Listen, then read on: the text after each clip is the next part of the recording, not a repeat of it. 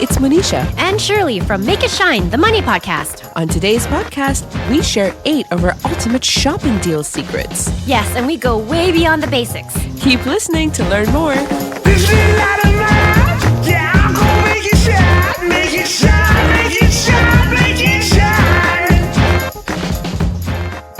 Okay, it's no secret. If you've been listening to us the past 15 episodes, you'll know by now we love to shop. Yes, but what's even more important than that is we love saving money. Yeah, and we love a good deal. So over the years, based on our own experiences and through friends and family, we've got some expert level deal hunting tips to share. Yes, and to preface, not every tip will apply to you, but please pass the tips on to friends, family, coworkers that could benefit from it. So let's jump right into it. Shirley, you start first. What is your first tip on saving money when shopping? Okay, so tip number 1, save money by shopping in the kids section. So yes, I know this tip definitely does not apply to all, but hear me out. So I was shopping for sneakers at Foot Locker, and I tried on a few before I realized I was in the youth section.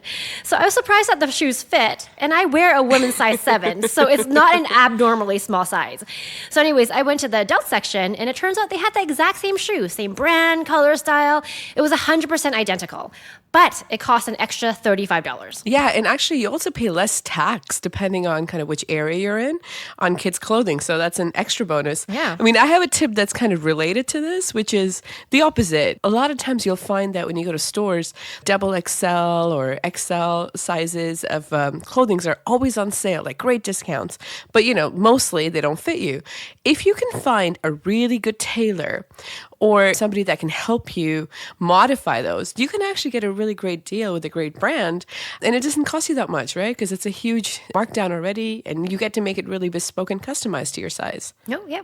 So tip number 2, let the online marketing tactics do their job.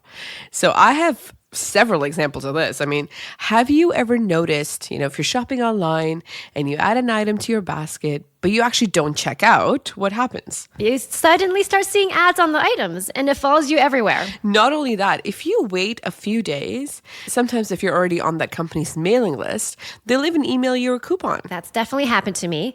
And another marketing tactic is that different clients get different offers.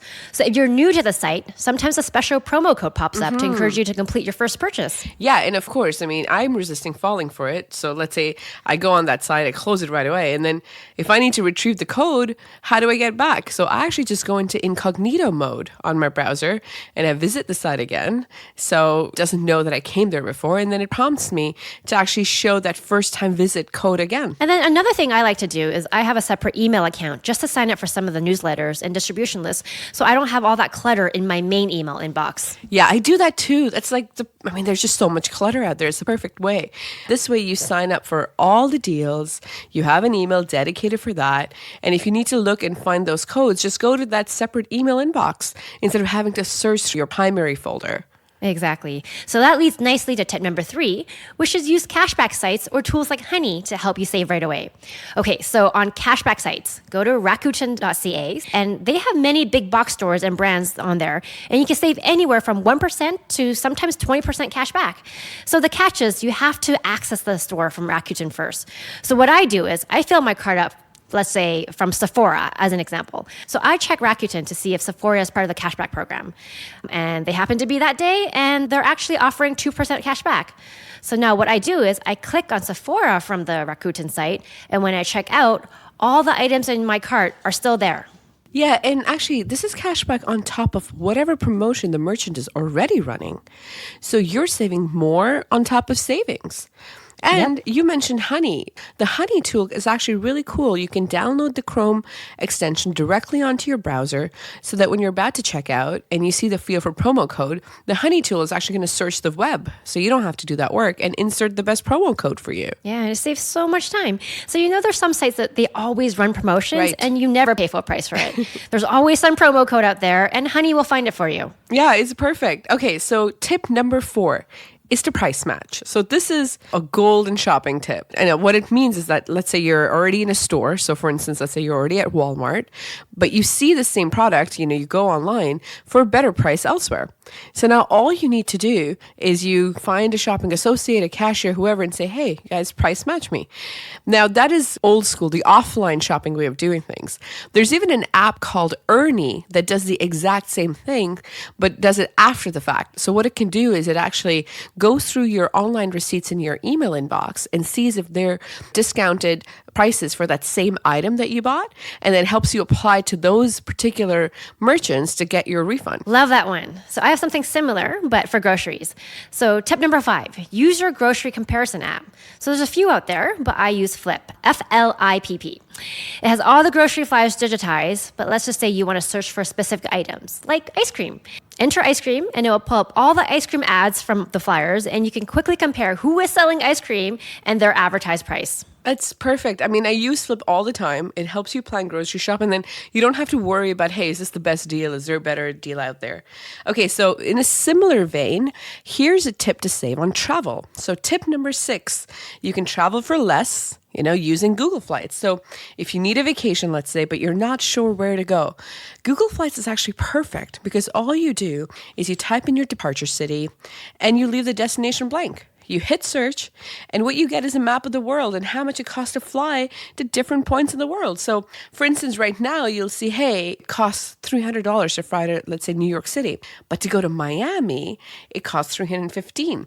And if you've never been to Miami, or, depending on the weather, you're like, well, maybe that's a place I want to go right now. Maybe I want to go to a beach instead of a big city. And there's 2 other sites I've used in the past, which are travelzoo.com and secretflying.com. So they compile all the deals from around the web, and you can sort by departure and destination.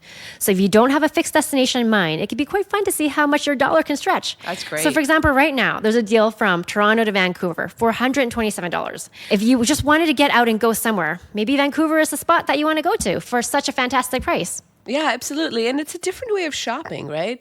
As long as you have time off, you're like, hey, I have vacation days, just go explore. Okay, so another tip, number 7, swap your unused gift cards. Well, many of us have a stack of gift cards collected over the years that just sit there. Yep.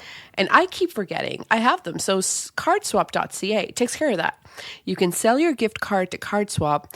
They take a fee, but you can also use that to buy other gift cards and earn points. So gift cards that you're actually going to use. And you can redeem those points for more gift cards. So it's a win-win. You can now use that new gift card and you have points. And instead of it just, lying unused in a drawer somewhere, it's actually getting used to buy something you want. Yep, and I've done it many times. I love cardswap.ca. Tip number 8. So this one is my personal favorite. I use something called the Style Book app. And I've had this for years. And what it is, it's a virtual closet organizer. So the initial setup does take some time, but it's totally worth it. So I have my entire closet cataloged, including things like accessories. But it's just a one-time exercise. So what you do is you go through all your things, take a photo of each item. You can enter details like what you paid, the brand, the color. And then my favorite part is you start to add what you wore each day to your calendar. And what that does is you start to track your cost per wear. Oh my God, I love this idea. This is a very Warren Buffett thing to do. Once you start doing this, that's when you learn if what you paid is actually worth it. I mean, there's been so many times I've bought something because I think it's such a good price. It's a great deal, but I never wear it. So what's the point of buying something I'm actually never going to wear or use?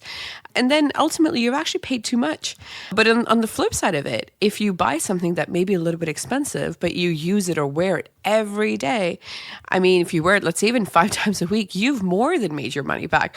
In fact, I mentioned Warren Buffett in jest, but he oftentimes talks about how he thinks the ROI on jewelry is so much lower than clothes. And he has so many personal anecdotes saying clothing is the best gift you can give someone because the cost per use is so low if it's something good and they actually like it. That's right. The app also tells you your top 50 highest and lowest paid items, as well as your 50 latest purchases. Oh, and you can also sort by color or type of clothing.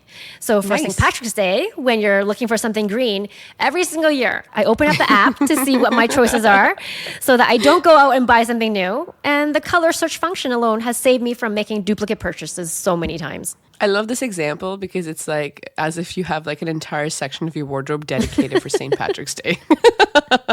That's the big dilemma. Oh my God, what am I going to wear? It's funny, right? Because I feel like we keep buying the same item over and over again. But at least now you have an app that tells you that that's what you're doing, right? It's like, wait a minute, you already have 25 other shirts in this little shade of gray. Absolutely. So that wraps up our 8 ultimate shopping secrets, and there's got to be more out there. So please DM us on our Instagram account, Make It Shine Money, and share with us. Yes, shopping and getting deals is such a fun topic to talk about. We hope you enjoyed today's episode and share it with a friend. Please give us a 5-star rating and don't forget to make it shine. This little light of mine, yeah, I'm gonna make it shine, make it shine, make it shine, make it shine. Any views or opinions represented in this podcast are personal and belong solely to the podcast creators and do not represent those of people, institutions, or organizations that the owner may or may not be associated with in professional or personal capacity unless explicitly stated.